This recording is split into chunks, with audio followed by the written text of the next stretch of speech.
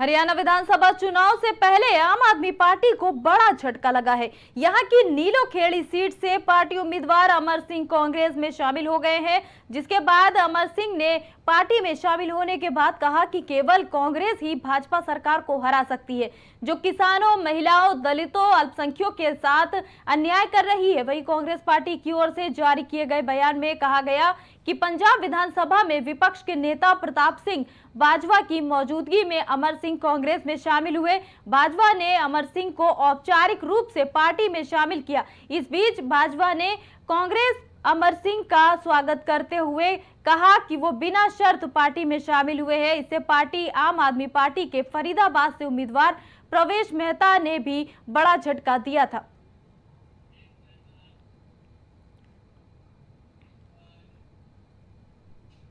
और बढ़ते अगली खबर की ओर, 121 बेगुनाह बच्चों, महिलाओं और बुजुर्गों की भयानक मौत में पुलिस ने नारायण हरि साकार उर्फ भोले बाबा को आरोपी ही नहीं बनाया और उसे क्लीन चिट मिल गई है। जी हां, साथ ही मुख्य सेवादार समेत तमाम लोगों के खिलाफ चार्जशीट दाखिल कर दी गई है। पुलिस जांच शुरुआत से ही बाबा का फेवर कर रही थी। बाबा आजाद और उसने फिर से सभाएं शुरू कर दी हैं। जी हां, अब ये बाबा आजाद हो चुके हैं।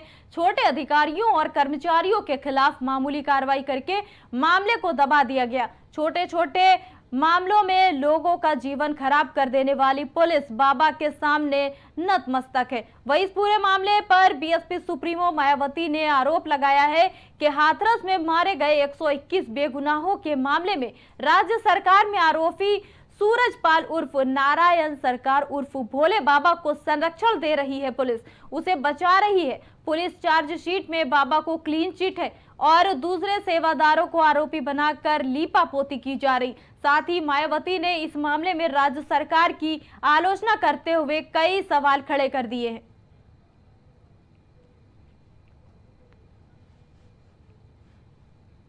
जी हाँ, बता दें, बीएसपी सुप्रीमो ने राज्य सरकार की आलोचना की है। उन्होंने बड़े सवाल खड़े कर दिए हैं क्योंकि इस फैसले से वो खुद नाखुश नजर आ रही हैं। जी हाँ, बता दें, भोले बाबा को मिली है क्लीन चिट।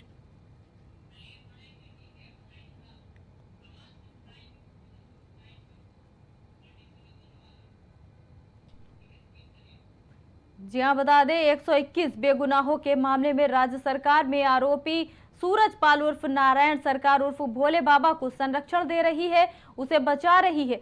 पुलिस चार्जशीट में बाबा को क्लीन चिट है, ऐसा कहती हुई नजर आई है मायावती अपने पोस्ट में। बता दें, नारायण सरकार उर्फ भोले बाबा का सत्संग में जो हादसा हुआ था, 121 लोग मारे गए थे और बड़े पैमाने पर इस हादसे को आंका गया था क्योंकि 121 लोगों की जानें इस हादसे में गई थी।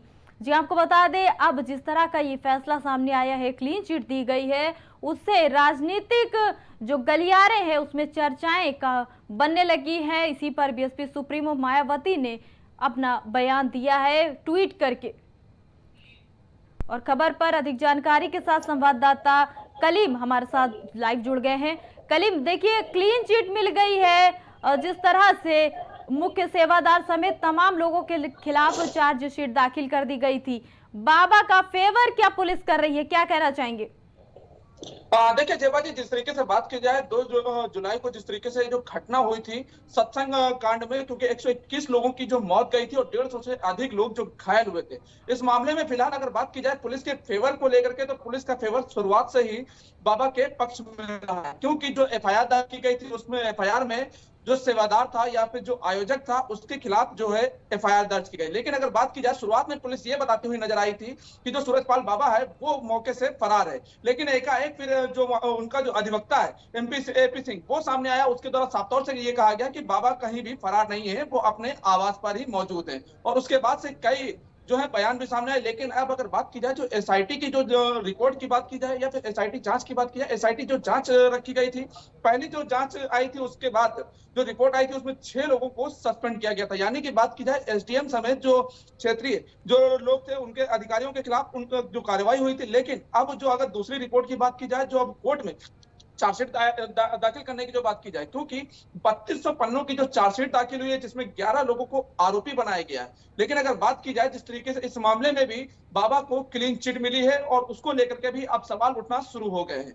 क्योंकि जिस तरीके से ये जो सत्संग का कार्यक्रम हुआ था, उस सत्संग के कार्यक्रम के दौरान 121 लोगों की जो मौत हुई थी, चारों तरफ लाशों के ढेर लगे हुए थे, लेकिन उसमें किसी ने भी किसी तरह का कोई भी सुध नहीं लिया था। जो लापरवाहियां बरती गई थी, लेकिन जो 3200 के पन्नों की जो चार्जशीट है, उसमें यह दर्शाया गया कि जो मौके पर पुलिस मौजूद थी, पुलिस से भी वहां पर अभद्रता की गई थी, जिसके कारण पुलिस जो है बैक हुई थी। लेकिन अब ये जो आरोप पुलिस के विषय पर लगे हैं, इन सभी मामलों को लेकर के अगर जांच की बात की जाए, सवाल उठने की बात की जाए रिपोर्ट पर, तो वो भी अब सवाल उठना शुरू हो गए हैं। लेकिन अगर इसी बीच एपी सिंह की बात की जाए, जो इस मामले में कोर्ट में उनका पक्ष रख रहे हैं, उसमें साफ तौर से यह बताया गया कि जो लोगों की गिरफ्तारी हुई थी 10 लोगों की, उसमें से 2 महिलाओं को जमानत भी मिल गई है। और जी इस मामले में जो अगर बात की जाए जो रिपोर्टों की, तो उसकी एक बार फिर से पुनः जांच करने की बात कही गई। लेकिन एपी सिंह के द्वारा एक दावा यह भी किया गया है जयबाजी, कि ये जिस तरीके से जो कार्यक्रम में भगदड़ हुई थी, जिसमें 121 लोगों की मौत हुई थी, वो सोची समझी एक साजिश थी। और वहां पर जो एक जहरीली गैस की बात की जाए, उसको स्प्रे किया गया था, जिसके बाद से लोगों में भगदड़ हुई थी। लेकिन अगर रिपोर्ट की बात की जाए, तो उसमें किसी तरह का ऐसा कोई जिक्र नहीं किया गया। लेकिन ये जरूर आशंका जाहिर की गई थी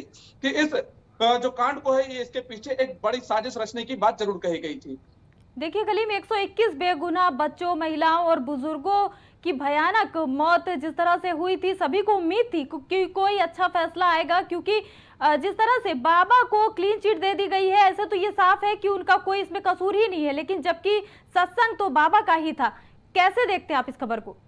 देखिए, सत्संग की अगर बात की जाए, सत्संग का जो आयोजक था, क्योंकि सत्संग में वो पहुंचे हुए थे, और एकाएक अगर बात की जाए जिस तरीके से जो बाबा का काफिला निकला था, उस काफिले के पीछे जो एकदम से भीड़ भागी थी, क्योंकि वहां की जो तस्वीरें थी, उस दौरान जो तस्वीरों की अगर बात की जाए, लोगों की अगर बातचीत की जाए, तो ये कहा जा रहा था कि बाबा के चरणों की धूल के लिए वहां पर भगदड़ हुई थी। यानी कि उनके चरण स्पर्श करने के लिए जिस तरीके से लोग पहुंचे थे, और एकाएक जो उनका काफिला निकला था, और उसी के पीछे भगदड़ हुई थी। और उसी भगदड़ के दौरान जो लोगों की अगर मौत की बात की जाए, एक दूसरे के ऊपर लोग चढ़ते हुए निकल गए थे, जिसमें लोगों की मौतें भी हो गई थी, और उसी के बीच घायल भी हुए थे। लेकिन अगर बाबा की बात की जाए, तो वो वहां पर रुके भी नहीं थे, और जिस हॉस्पिटल की अगर बात की जाए, किसी तरह का कोई सुध नहीं लिया गया था। जब एफआईआर दर्ज हुई थी, तो एफआईआर दर्ज होने के बाद जो उसके एक सप्ताह के बाद ये बाबा की जो तस्वीरें सामने आने की बात की, जब उन्हें फरार घोषित करने की बात कही गई थी, तब उनका बयान सामने आया था। लेकिन अगर बात की जाए 91 दिनों की जो पूरी जांच हुई है, और वो 91 दिनों की जांच के बाद जो एसआईटी ने अपनी जो पूरी रिपोर्ट की बात की जाए, या फिर चार्जशीट दाखिल करने की बात की जाए, उन सभी मामलों में को लेकर के अब सवाल उठना शुरू हो गए हैं। और अगर बात की जाए राजनीतिक सियासत को लेकर के, इसमें तो राजनीतिक सियासत भी कहीं ना कहीं काफी इस मामले को लेकर के गरमाई हुई है। क्योंकि अगर बात की जाए मायावती को लेकर के, तो मायावती ने भी अपना इसमें पक्ष रखा है, और उन्होंने भी इस मामले को लेकर के सवाल उठाए हैं। और अगर बात की जाए मौजूदा सरकार की, तो इसको लेकर के भी अगर बात की जाए, जिस समय सरकार मुख्यमंत्री हाथरस पहुंचे थे घायलों का हालचाल जानने के लिए, उस दौरान भी कई सवाल उठाए गए थे। फिलहाल पक्ष विपक्ष को लेकर के लगातार जो हमलावर एक दूसरे के ऊपर हो रहे हैं, उसको लेकर के भी कहीं ना कहीं सियासत जो है वो काफी गरमाई हुई है। जी बिल्कुल, देखिए, नारायण सरकार उर्फ भोले बाबा को लेकर ये जो खबर सामने आई है, वाकई में सभी असंतुष्ट दिखाई दे रहे हैं। बहरहाल मोहम्मद कलीम, आपको बहुत बहुत धन्यवाद इस खबर पर जुड़ने के लिए।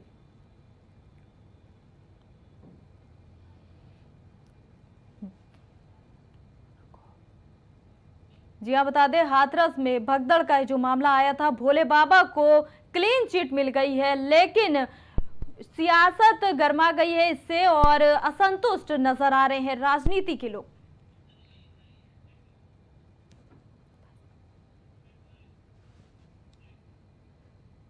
उत्तर प्रदेश के अयोध्या